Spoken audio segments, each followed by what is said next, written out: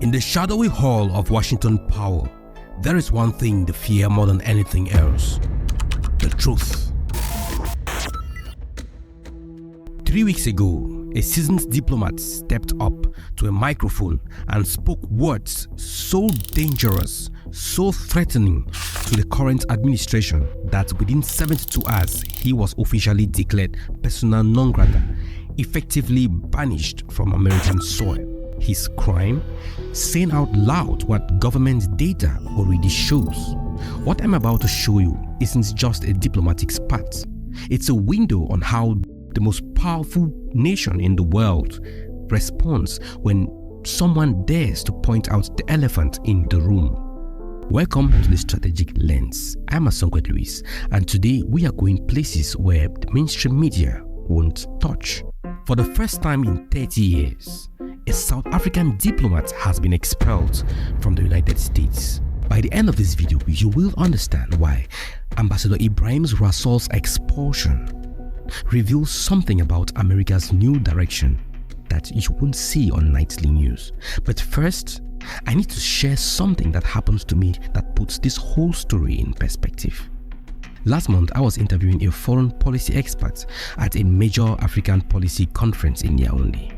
He shared disturbing insights about diplomatic pressure being applied to silence criticism of certain Western powers. When I asked him, "Can you repeat these observations on record?" his demeanor changed. "I can't risk it," he said. After saying this, he looked around the room before adding, "There are invisible lines you don't cross when you want to gain international access." That moment crystallized something in me. How power operates, not just through what's prohibited, but through the self-censorship it creates. That's exactly what's happening on the global scale with Ambassador Rasool. Now let me take you back to March 14, 2025. With cold precision, Rubio utters a diplomatic nuclear bomb. South African Ambassador Ebrahim Rasool is now labeled a race-baiting politician who hates America and President Trump. Rasool is given 7 days to leave the country. 30 years of post-apartheid diplomacy between the US and South Africa shattered in an instant. But here is what they don't want you to focus on. What did this ambassador say that was so threatening that it required his immediate removal from American soil? What I found will shock you, but before I reveal what he said, let me ask you this. When was the last time you heard an ambassador being expelled for making observations in an academic webinar? Something doesn't add up, and I'm going to show you why. In diplomatic circles, academic discussions are usually considered safe spaces for frank analysis. But not this time. Here are Rasool's exact words that caused the diplomatic event of a 5-alarm fire. The MAGA movement responds not only to a supremacist instinct, but to a clear demographic data showing a potential majority of minorities in the US voting electorate.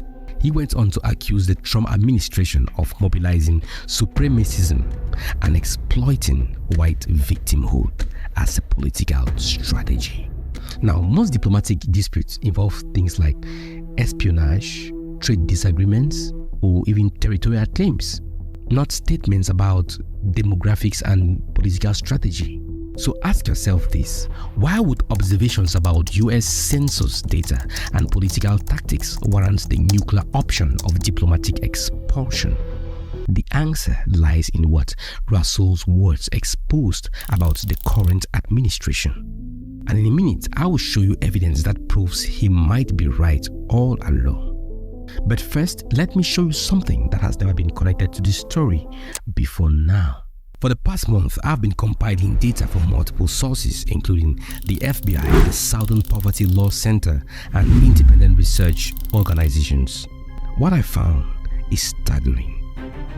Hate groups in America rose to a record high of 1,020 in 2018, marking a 30% increase since Trump's first campaign began. For years. But what's different today is there has been a velocity and a volume of these efforts that we've really never seen before. Neo-Nazi groups especially increased by 22% during Trump's first year in office. But here is what should keep you up at night. Hate crimes surged more than 20% during Trump's previous administration, with hate-motivated murders spiking to 51 in 2019, the highest in nearly 3 decades. Anti-Latino hate crimes up by 53% during Trump's first term. White national groups increased by almost 50% in a single year, from 100 to 148. 4 months ago, I was reporting on a community of African students at a university in Europe. A doctoral student from Ghana described how he was warmly welcomed when he first came. But things have changed drastically, he said. Now he's being called names in the streets and often reminded that he should go back to Africa. He said in their residence hall, someone even spray painted a text saying, "Foreigners out." But what actually shocked me wasn't his story. It was the number of his fellows that nodded in agreement. One Kenyan lady even said she hardly uses the same road when she returns back from school. Now, these aren't just statistics on a chart. These are real lives that are being reshaped by the rise of xenophobia and hate. But wait, there is more to this story that hasn't been reported anywhere else yet.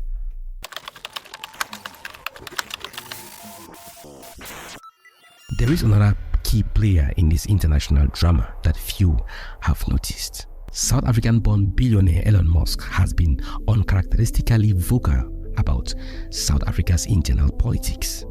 He has described South Africa's land reform policies as openly racist ownership laws. But here's the bombshell connection I have uncovered. Each time Musk has made a statement criticizing South Africa, a Trump administration action has followed within weeks. But in his now infamous webinar, Rasool specifically mentioned Musk's growing political influence, saying Trump's influence extends beyond the US, with figures like Musk involved in promoting these ideologies globally. Now consider this. What happens when the world's richest man, with 150 million Twitter followers, aligns with the political strategy of a sitting president? In just a moment, I will show you the exact policies that, according to experts, have emboldened white supremacist movements. But first, let me share what my sources inside the diplomatic community are saying about this unprecedented expulsion. I've spoken with 3 senior diplomats who have worked closely with the State Department.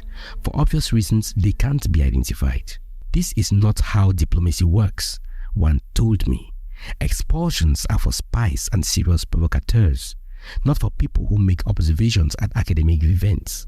Another said, the response was so disproportionate that it confirms there is a raw nerve being touched here. When you react so dramatically, you are telling the world that the criticism hit home.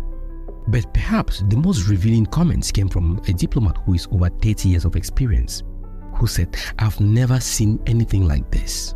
It's as if analytical speech itself has become threatening. Let's be crystal clear about something. Rasool made a diplomatic error. As a seasoned ambassador, he should have found a more tactful way to communicate these observations. Diplomacy requires building bridges, not burning them. But does a diplomatic misstep warrant this level of response?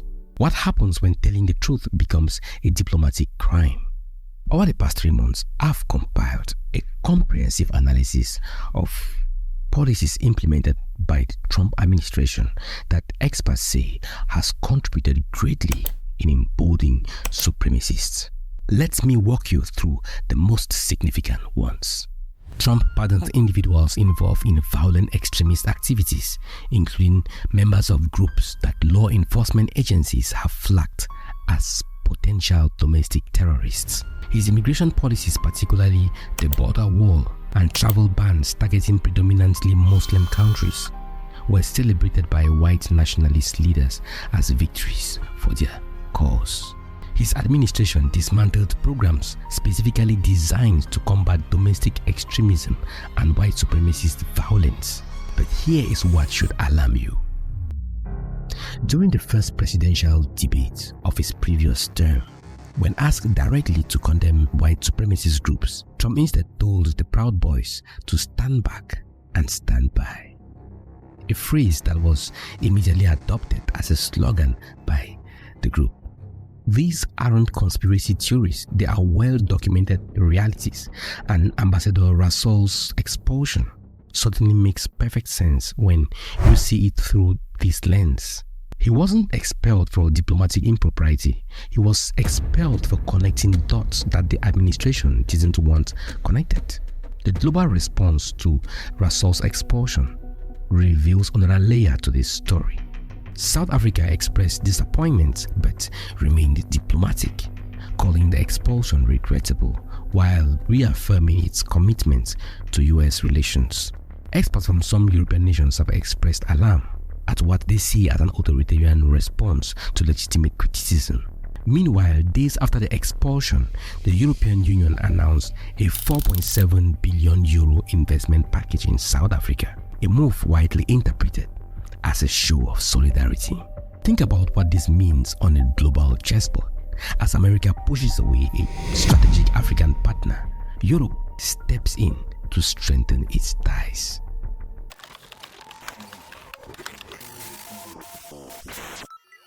There is a pattern emerging that goes far beyond one ambassador's expulsion. Since returning to office, Trump has imposed a 25% tariff on Mexican goods as well as Canadian products. He has threatened to annex Canada, withdrawn support for Ukraine, and now expelled a South African ambassador for criticizing his administration's approach to race. What if these aren't isolated incidents but part of a deliberate strategy? Political scientists call it realignment, the dramatic shifting of international relationships to create a new world order. What we are witnessing isn't random, it's a systemic distancing from multilateral partnership. Rasool's expulsion isn't just about what one ambassador said. It's about silencing a specific kind of criticism that threatens a particular vision of America's place in the world.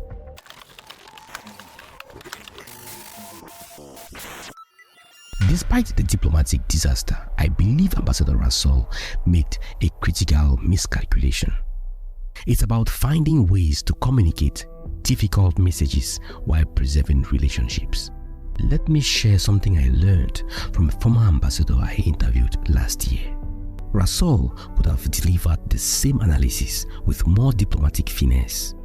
He could have framed his observation as concerns shared by many international observers rather than direct accusations. Yet, here's the paradox that makes this case so fascinating. The extreme reaction to his words suggests he touched on something. When governments respond to criticism with expulsion rather than refutation, they tell us more about themselves than about the critique.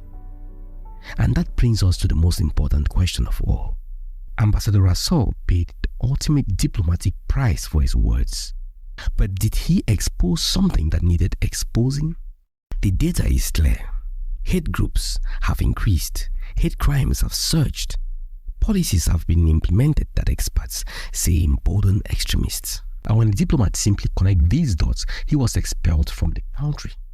This isn't just a story about diplomatic protocol. It's about what happened when nations can no longer hear criticism, even when that criticism is backed by their own government's data. Martin Luther King Jr. once said, "In the long run, the arc of justice bends towards equality." Throughout history, episodes of racist violence have often ultimately strengthened the cause of social justice. We have seen this pattern before, from the removal of Confederate flags to the toppling of statues celebrating racist historical figures. The question isn't whether Ambassador Rasool spoke diplomatically. The question is whether he spoke truthfully, and whether America can still hear the truth when it challenges the narrative we have built about ourselves. What do you think? Was Rasool right to speak so directly, or should diplomatic courtesy have prevailed? And what does the administration's response tell us about America's current direction? This is Asawed Luis for the Strategic Lens. looking beyond the headlines to uncover the deeper forces that shape our world. If you like this analysis, hit subscribe and join our community of strategic thinkers. And remember, in a world of spin, truth is the ultimate act of resistance. See you in my next video. Ciao.